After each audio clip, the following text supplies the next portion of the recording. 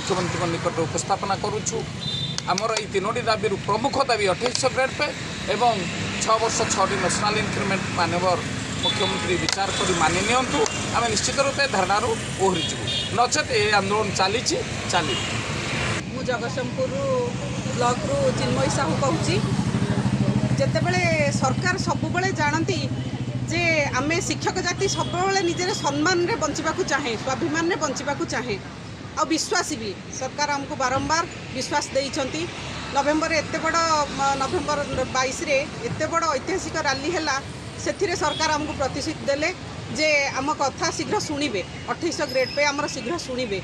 मानि नेबे किंतु हमको प्रतारणा कले प्रतिश्रुति देई प्रतारणा कले जहाँकि बर्तमान आमर धैर्य त्रुटि घटी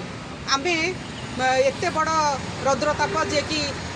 जीवजंतु भी घर बाहर ना किंतु शिक्षक समाज आज राजरास्तार